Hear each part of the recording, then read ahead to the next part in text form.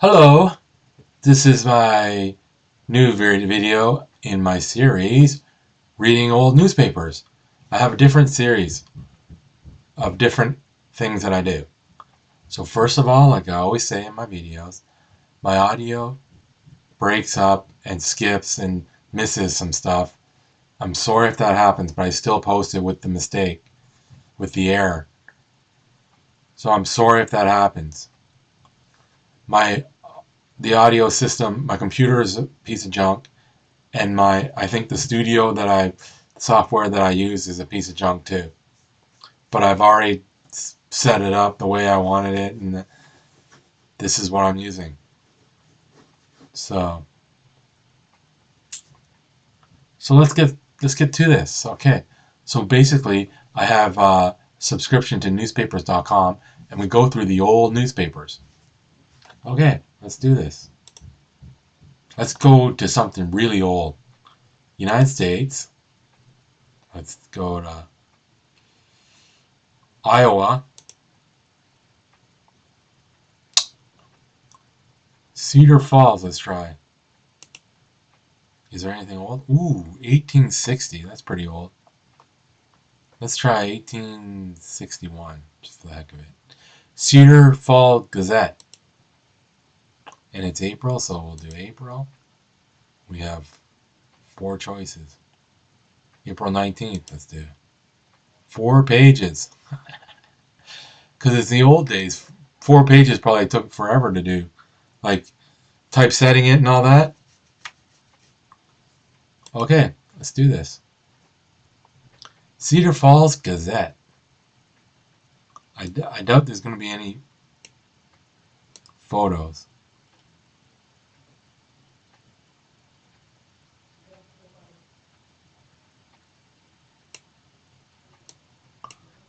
There's probably nothing that good here.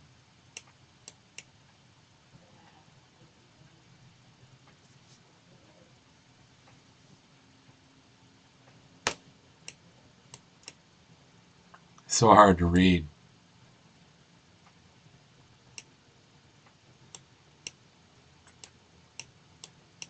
What are they writing about?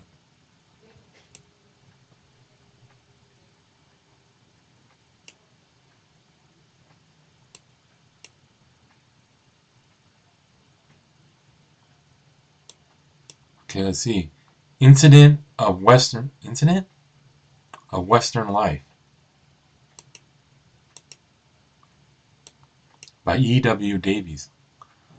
On a distant prairie, at nightfall, a wayworn and weary traveler was overtaken by a snowstorm. When the first few flakes came softly dropping down, he looked eagerly around in the hopes of discerning a place of shelter, but none was to be such. Only the trackless waste of rolling lands and far-off hills in the direction whither he was going, so far off that he feared he never should reach them. With the departure of light, the snow began falling faster. The wind blew keener. The road over the prairie was soon hidden from view, and the traveler felt that he was lost on a trackless waste, without a star to guide him across the dangerous country. "This is terrible," he said aloud. I fear much I shall never come to my destination. If I had but a compass and a light, I should not fear, for I could resist the effects of cold long enough to reach the hills, and there I should find human habitations, or at least the shelter of a rock. Now I may go in a circle till I freeze, and be no nearer help. What a fool I was, to leave the riverside and cross the prairie just for the sake of a few miles more or less journey. No matter, I must even battle it out now. Heaven helping. And bottling it out, he did. Bottling it out? Bottling it out, I guess. Most manfully. He threw his cap down over his ears and brow, and his fur collar up over his mouth, and thrusting his hands deeper into his pockets, pressed on through the yielding snow. The gloom increased. The wind came sharper, and through the heavy clothes the traveler began to feel the effects of the cold. His feet grew numb, his arms chilled, and after an hour of rapidly walking, he suddenly paused. "How do I know whether I am going?" he explained. "Perhaps I have already turned aside from the straight line, and am wandering on the verge of destruction. Oh, that I could shake off this dreary, drowsy feeling that is stealing over me. I know what it is. The persecutor of arrest is precursor of arrest in this cold, winding sheet of snow. Great heaven, I'm freezing to death!" shrieked he, bounding forward with renewed energy. "Action, action, action is life, and life is too sweet to lose yet." He hurried along with a springing motion, stamping his feet vigorously at every step, and swinging his arms to keep the blood in circulation. Yet, with all his effort, he knew that the angle of death was folding his white wings silently but surely around him.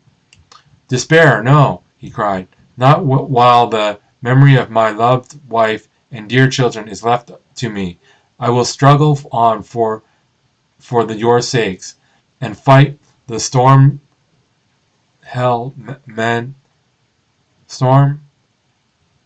hen to the last extremity. Oh, just heaven, for the sake of the innocent ones who only stay is my right arm, let me to resist. Help me to triumph." At this moment he plunged into a hollow. His feet strode over ice, and he heard the voice of a streamlet singing of life and action beneath his icy crust. At the same time the smell of wood smoke saluted his nostrils. "Oh, thou who reignest above!" he ejaculated. "Thank thee that thou hast heard my prayer. Help is near me." He reeled heavily onward through the blinding snow, and saw just before him a low shed. One more struggle, and he fell against it. In an instant he divined its character. With the last desperate effort he found the door, threw it open, and rushed in, flung himself at full length upon the floor, knowing only that he was in an atmosphere rocking with the flames of bacon, and warm with the smoke which rose from a pan of smothered coals in the center of the place.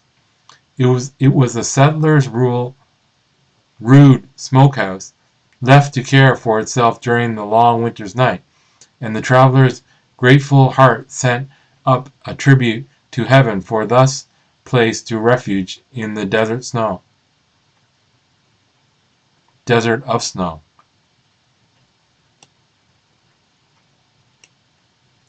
Well, he survived it, I guess. Oh, there's a whole story. Well, what kind of news is that? It's not really news, it's just entertainment. It's just like fiction. We know news as telling us what's going along, things that are around the world. But this is just like poetry, or like writings of stuff. Let's see, page 2.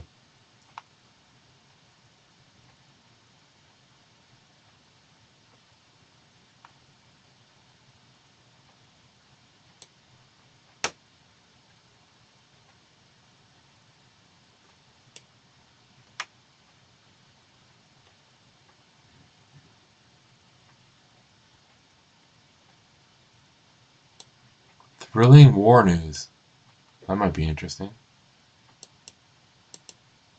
Thrilling war news. Fort Sumter surrendered to the rebels. Oh. Last Friday morning at 4 o'clock, the batteries of the succession Sullivan's Island, Morris Island, and from Fort Moultrie and Floating Battery opened fire on Fort Sumter and continued to pour in upon its gallant defenders such a storm of shot and shell that they were obliged to surrender and see the flag they had so long defended against fearful odds hauled down, and in its place flaunted the rattlesnake ensign of the Confederate States. The fort is said to have been completely riddled, and appear not to have been as strong as structure as was generally believed. Major Anderson's small command was completely worn out and was not in a condition to offer a very effective resistance. It is said that no Carolinian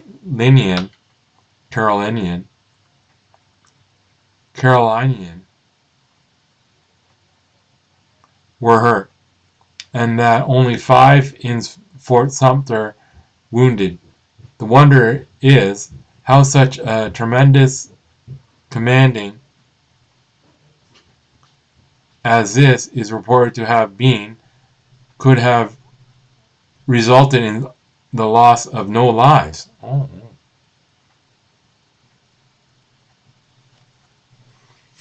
There were a number of U.S. vessels of war outside the Charleston harbor, but on account of a heavy storm raging at the time, were unable to render any assistance. The officers' quarters in Sumter, which were of wood, took fire, and the small force in the fort was obliged to leave the guns and use all its effort to extinguish the flames. The fort is reportedly a mere wreck. Senator Wigfall received Anderson's sword. The men were sent to Morris Island under guard, and Sumter taken possession by the secessionists. Secessionists? I've never heard of this. Secessionists.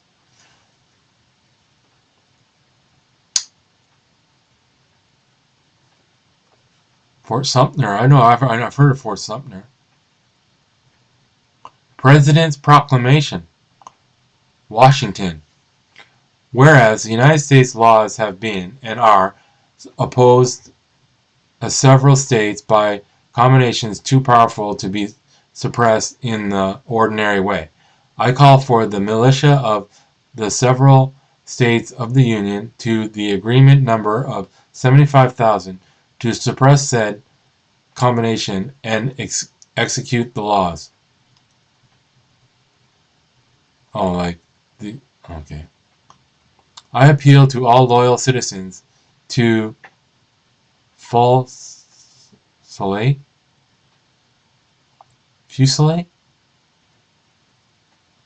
cultivate, and aid to this effort to maintain the laws of the National Union and perpetually uphold U.S. government and redress wrongs long enough endured. The first assigned forces will probably be used for the purpose of repossessing forts and places and public property seized from the Union to protect peaceful citizens in any part of the country. I hereby command persons composed of combinations to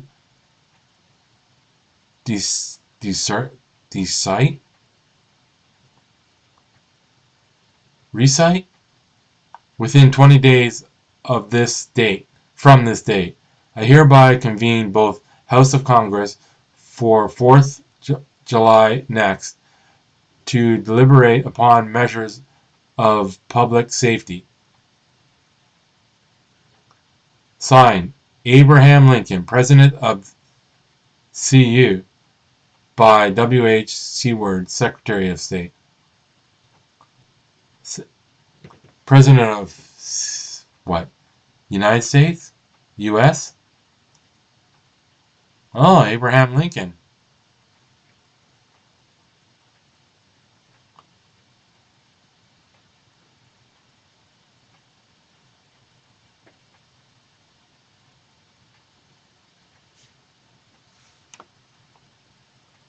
Okay.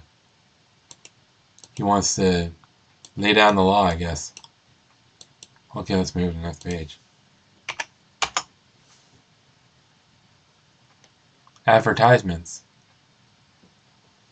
They don't put prices.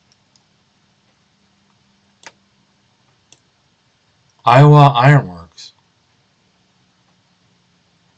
Manufacturers of steam engines and broilers, flour and sawmill irons and mill furnishings, bridge bolts, building irons, etc., etc., I guess. Rose, is it Roos and Williams? They have a big ad. What's this?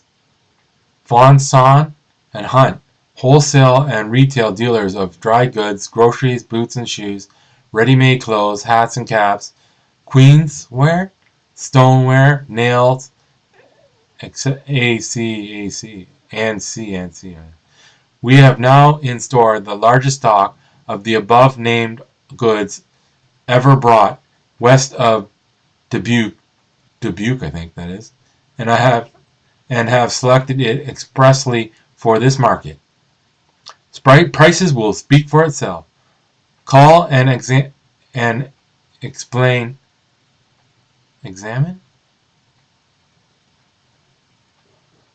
satisfy yourself. Call and examine and satisfy yourself. To merchants and others who wish to purchase by the package, we would say that we have the selected part of our stock by the package barrel, whatever. Expressly for this trade, can save at least your expenses to the river. Their connections are such in eastern markets that we can and will sell lower than any other house in the West. Groceries, boots and clothes, prints, shawls, cotton, flannels, clothing. Groceries. Tea. Coffees. Sugar. Choice dried fruits. It's right over here. I'm reading this part here.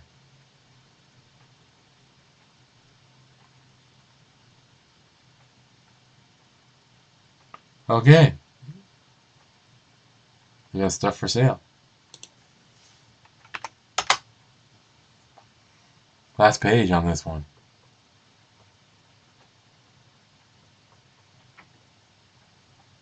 Dry goods.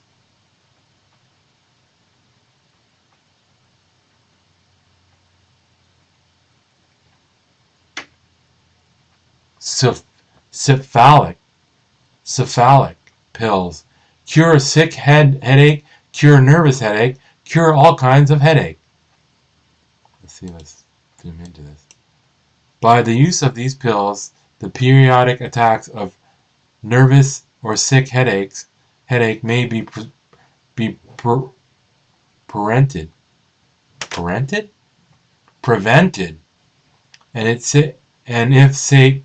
if taken at the commencement of the attack, immediate relief from pain and sickness will be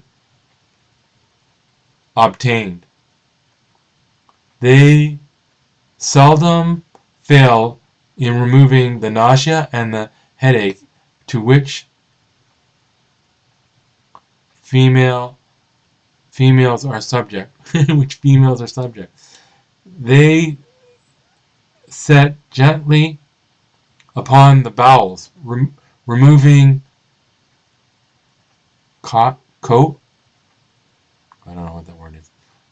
For literally, men, students, delicate females, and all persons of sedentary habits. They are valuable as a what? Can't read that. Improving the appetite, giving tone and algar to the digestive organs, and restoring the natural elasticity and strength of the whole system.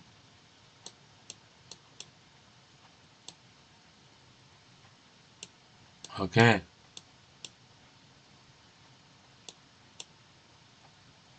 I think that's it. I'll put in 5 to see what happens. No, it's only 4. Okay. Let's go back. Whoops. Where did we go? Iowa. Cedar Falls. So now let's go to the newer one. Same paper, but 1908. 1908. April.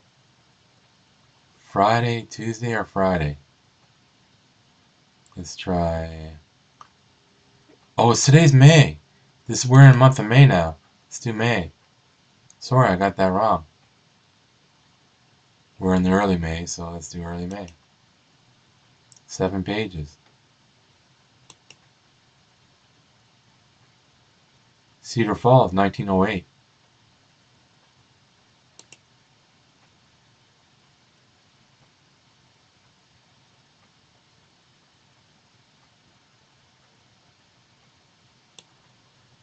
High school notes. That might be interesting.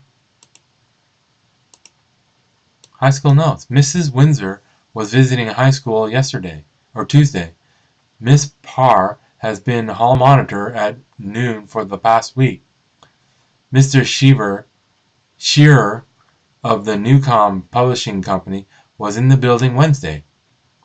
Katie Jackies is working at Harris and Cole Brothers Factory during the mornings and afternoons attending high school. The baseball game, which was played at Waterloo last Friday, resulted in a victory for Waterloo by a score of 5-4. What's Waterloo? Is that Waterloo? Is the home team? Miss Ball will be teacher in high school next year for the whole day, much to the delight of the boys and girls. The juniors are making great plans for the reception to be given the seniors on the Thursday evening of commencement week. Dr. E. B. Jones of the Baptist Church will preach the baccalaureate sermon.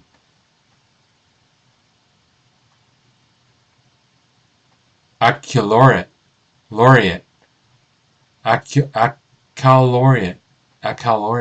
sermon 2 weeks from Sunday evening in the high school auditorium. Mr. Murrill was elected to teach manual training in the place of Mr. Scott, who has held the position for 2 years but who recently resigned. Mrs. Laura Phillips of the high school faculty is a candidate for county superintendent of Black Hawk County. The high school fears that they may lose a good teacher. Mr. Jones, a graduate of the Iowa University, was elected to teach physics in the high school and coach the debaters for next year. Mr. Jones coached the boys for the last debate and won many friends during his stay in this city. Okay, we'll just finish it off. The high school rejoices over the success of 2 of their graduates, Miss Winifred McDonald of 1905, and Willard Morrell of 1905. Miss McDonald was elected to teach second grade of Lincoln Building in the place of Miss Myrtle Robertson, who resigned. A slumber of the high school pupils attended the Kansas, Ohio, Tuesday evening. Although it was an interesting and exciting debate, sorry. So, nevertheless, I think, it seemed to the high school people that our boys could win L'Oreal over the normal team should they be given the opportunity. Laurels? What's Laurels?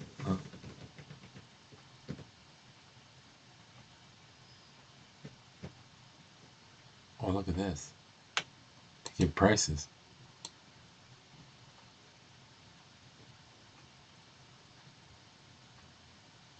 Israel's young boys, men's, and boys' clothes department offers exceptional inducements.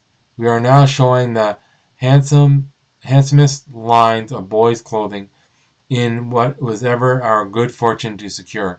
Mothers who study the style and economy in dressing their boys should see the Elk brand clothes, ranging in price from $2.50 to $18.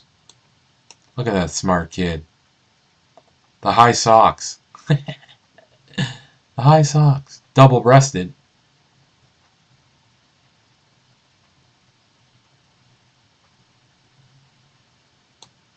Okay, let's move on.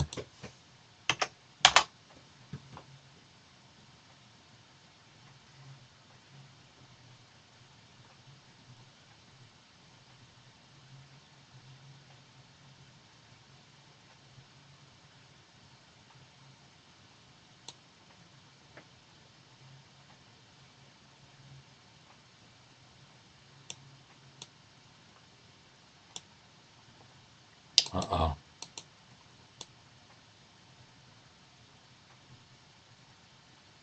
Tornadoes.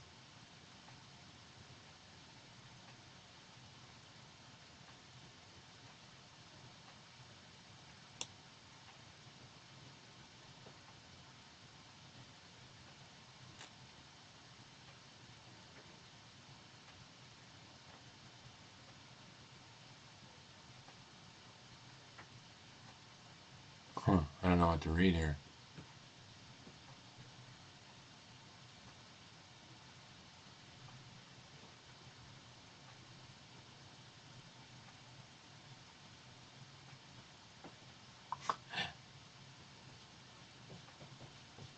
Let's see.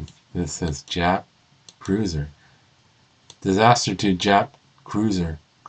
Training ship sunk by an explosion of projectile. The Japanese training cruiser Matsushima was sunk off the Pescadores Island Thursday morning by the explosion of a projectile. Other cruisers rescued 141 of the crew. It is feared over 200, including the captain of the Matsushima, have been lost, and Matsushima sank immediately. The cause of the explosion, which occurred in the stock magazine, is not known. A majority of the officers were saved. The sons of Baron Chinda, Vice Minister of the Foreign Office, and of Prince Oyama, Field Marshal, were among the cadets who, it is feared, are lost.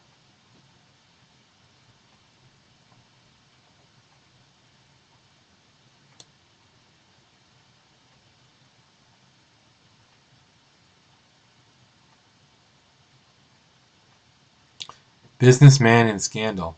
Scandalous charges of criminal assault are made against Lee Bruges, a Muscatine Businessman, Muscatine, by Emma Garnhart of Mount Carroll,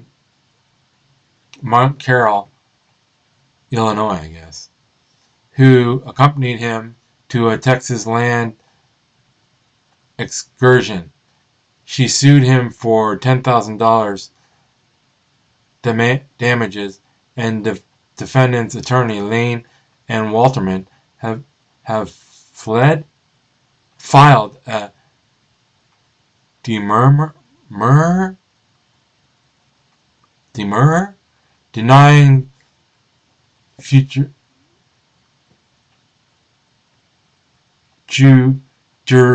jurisdiction of the federal court. I don't know what that.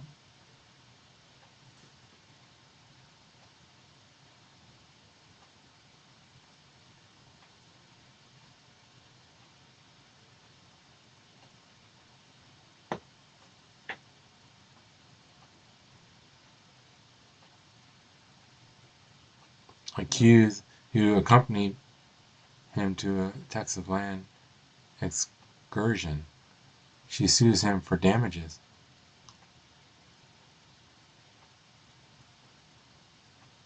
Huh.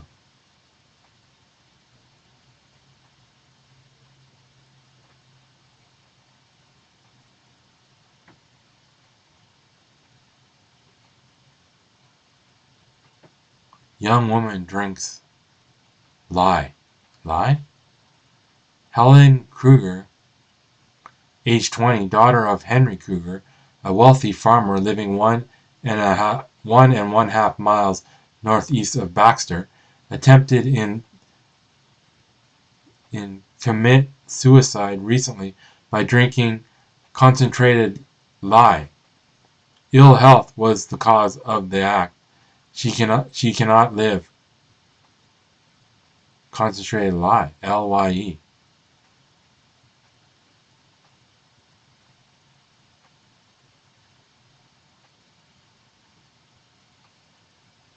That's too bad. Okay, let's go to another page.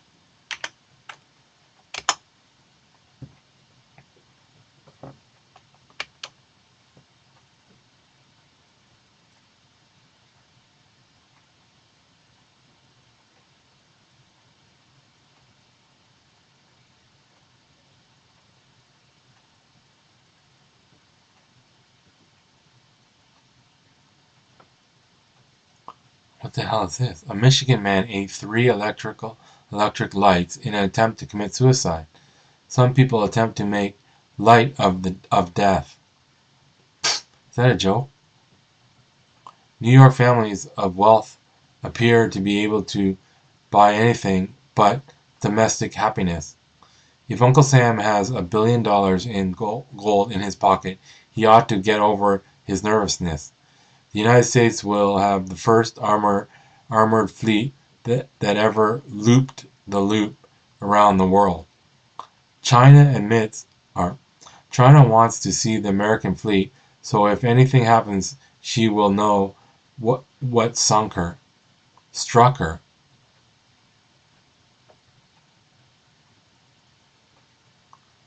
May Ann Gold must be the believer in the old adage, if you don't at first succeed, try again. The comic side of the news, it's the comic side. So it's not even real. Or maybe it is real.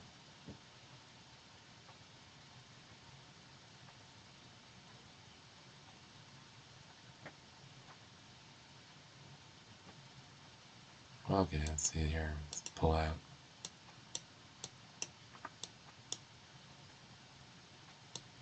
Yeesh, what's this?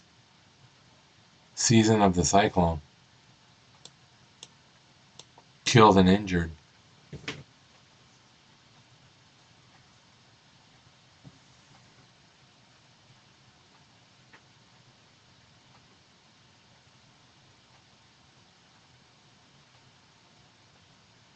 With many places yet unheard from, the death list in the tornado which recently devastated the state of Alabama, Mississippi, Louisiana, and Georgia is estimated that at 400, and the tally of injured exceeds 1,200. Arkansas contributes a list of 3 dead and 30 injured. The following table gives the casualties in the towns so far heard from: Fort Deposit, Atlanta, Alabama, 3 dead, 25 injured. Let's see. Warrior, Alabama, I assume that's Alabama, 3 dead, 7 injured. Hector, Arkansas, I assume that's 3 dead, 30 injured.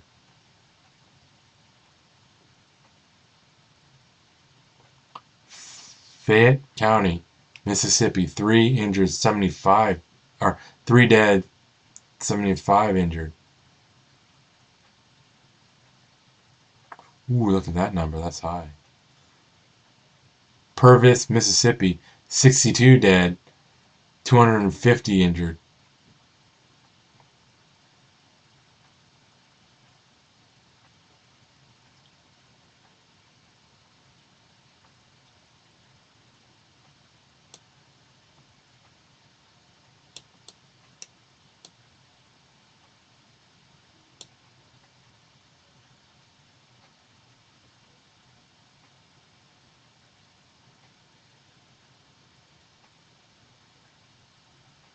Okay, let's move on.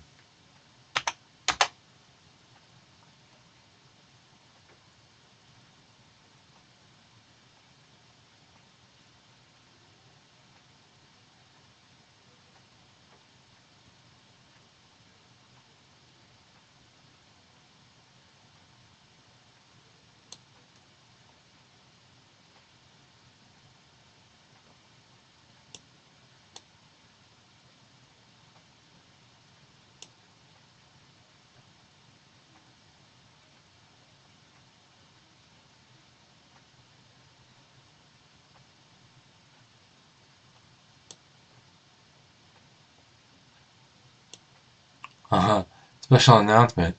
Just at this time, it is of interest to the householder to know just where he can get the first-class job of paper hanging, that's probably wallpaper, right? Painting, right? And decorating. After 15 years experience, I am in a position to guarantee my work. Let me fix up a room for you and you will want the entire house done. I make a specialty of floor graining. See me before ordering you work done. Paper hanging. That's wallpaper, I assume.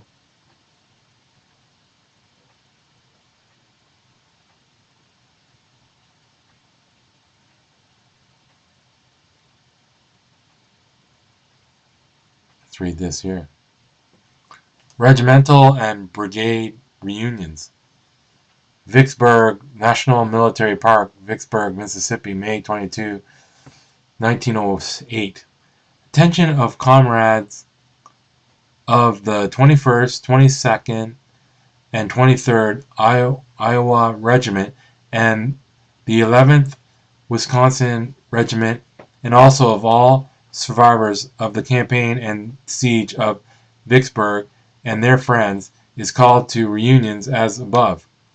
A circular giving general information and particulars as to train service, etc., can be obtained by addressing Captain J. F. Mary, Manchester, Iowa. For reservations in standard or tourist sleeping cars, applications should reach the undersigned on and before May 12th. Well, they're going to get together, I guess.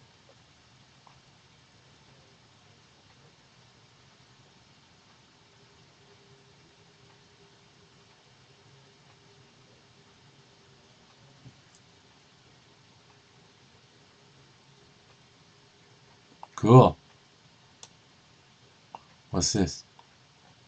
Read them quickly. The readers of the Gazette will note that Frank T. Bentley has announced himself as candidate for county treasurer subject to the primaries. Most of the voters know Mr. Bentley, and all who have kept in touch with matters in the treasurer's office know that as deputy he has certainly made good. He is competent and careful in his work and has a thorough knowledge of the details of the office so which he aspires.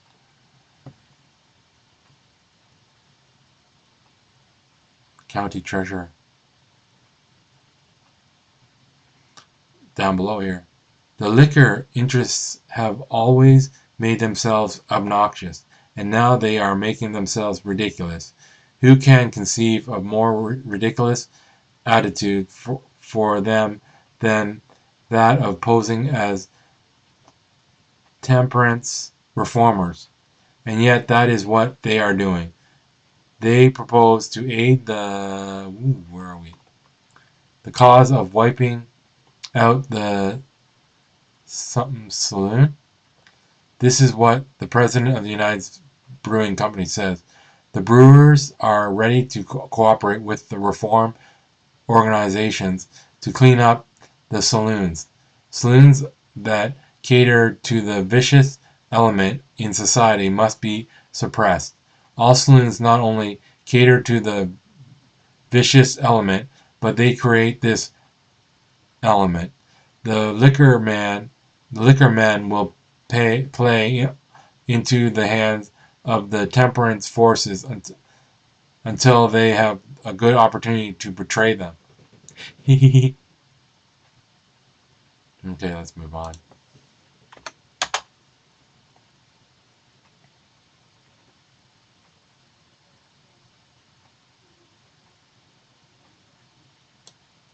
New band leader. Professor McCreary, who is in charge of the Cedar Falls Band, has been engaged by the local band as instructor and commenced his duties this week. The Eclipse considers that the band boys are exceedingly fortunate to secure Mr. McCreary services as leader and instructor. He is a man who has a good reputation as a band man. Behind him and under his tutorship, the local band ought to be, and we haven't particle of doubt, will be one of the best bands to be found in Iowa, size of town considered, for the boys are all workers and will second Mr. M's effort to help them. We understand that if the weather is favorable for first concert of the season will be given next week, Wednesday nights. Parkersburg Eclipse.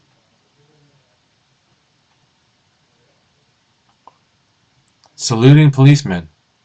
According to some Chicago papers, not a few of the school children of that city have adopted a plan proposed by Mrs. Edward, Mr. must be, but it says Mrs. Edward Robbie. Oh, it's Mrs. Edward Robbie, a club woman of saluting policemen they pass. Mrs. Robbie suggested this salute in an address before a women's club. We think too little of our policemen, she said. They protect our homes and often endanger their lives in our behalf. Their calling should stir our patriotism,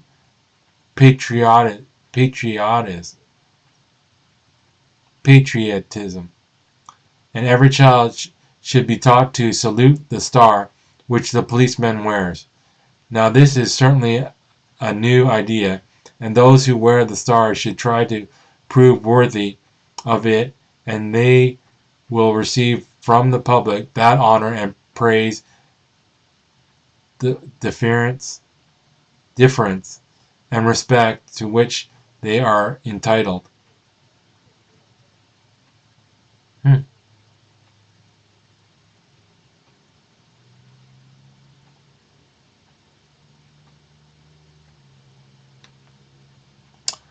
one more page and then we'll call it.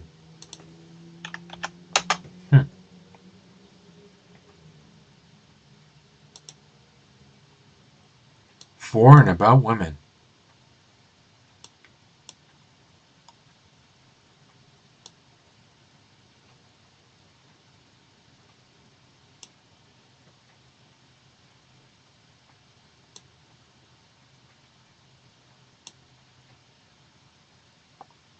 Dodd's kidney pills. For all kidney disease. Rheumatism. Bright's disease. Diabetes. Back, what is it? Back something.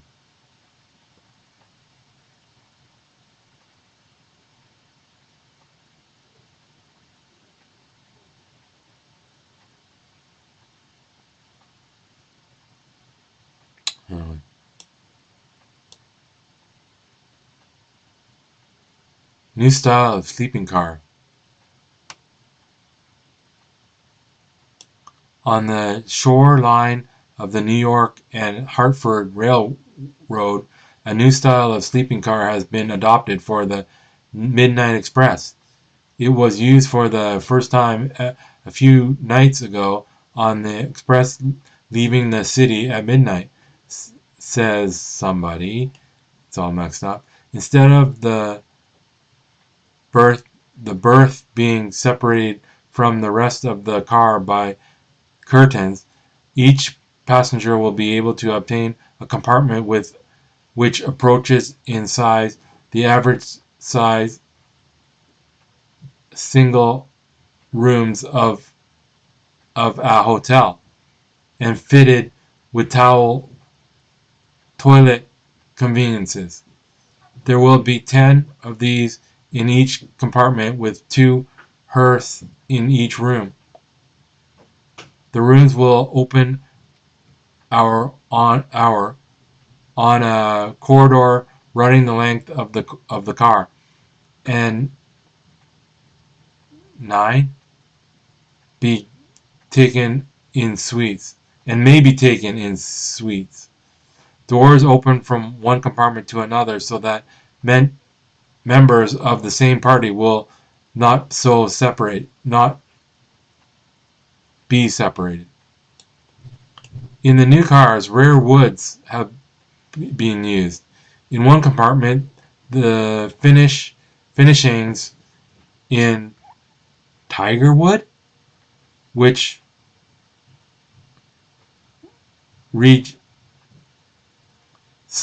resembles the one markings of a tiger. In other, a wood from the Philippines is used, of which the experts at Washington share not yet determined the origins, and something wood, Spanish mahogany, and another finish with makes these cars luxurious and comfortable. Of course, new cars, new sleeping cars. Okay, one more page. I think that's it after this. It's the last page, I think.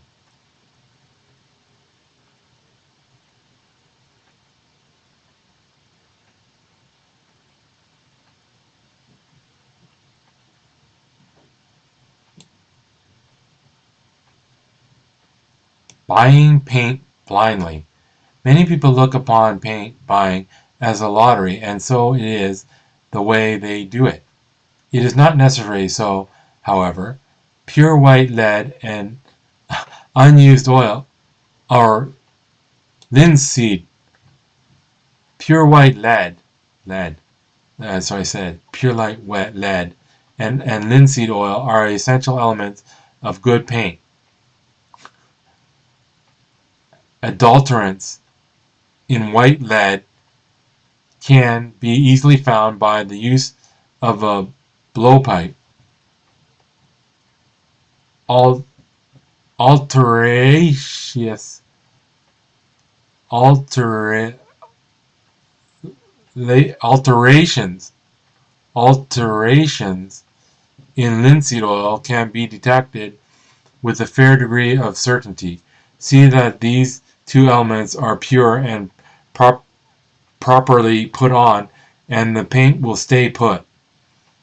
National Lead Company, Woodbridge Building, New York City, will send a blowpipe outfit and instructions for testing both white lead and linseed oil on request. Um, I think lead is not good.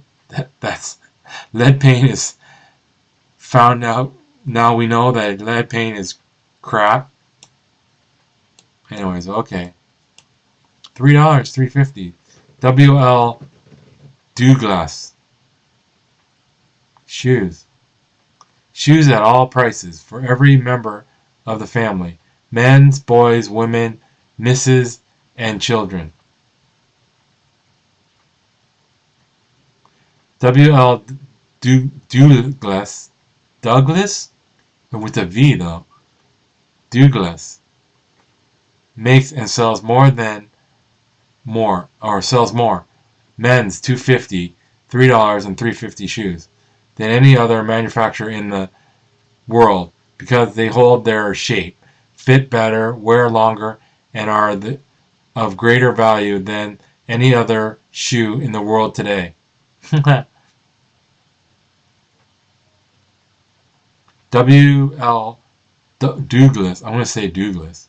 $4 and $5 gilt edge shoes cannot be equaled at any price.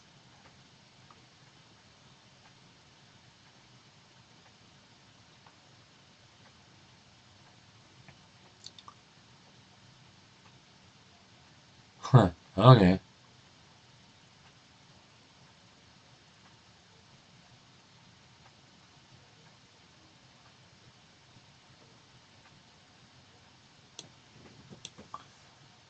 Western Canada. What the hell is that? I'm Canadian, so that piques my interest. 160-acre farms in Western Canada free. What a settler can secure in Western Canada. 160-acre. It's blurry.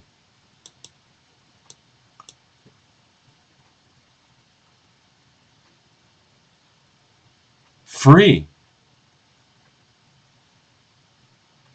30 to 40 barrels. Wheat be the acre. I can't read it.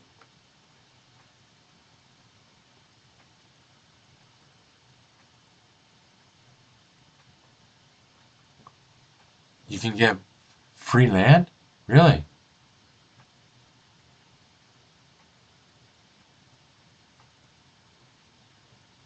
Chances for profitable investments. Good climate and perfect health. Satisfactory something for all productions. Schools and churches convenient. Splendid railroad facilities and low rates.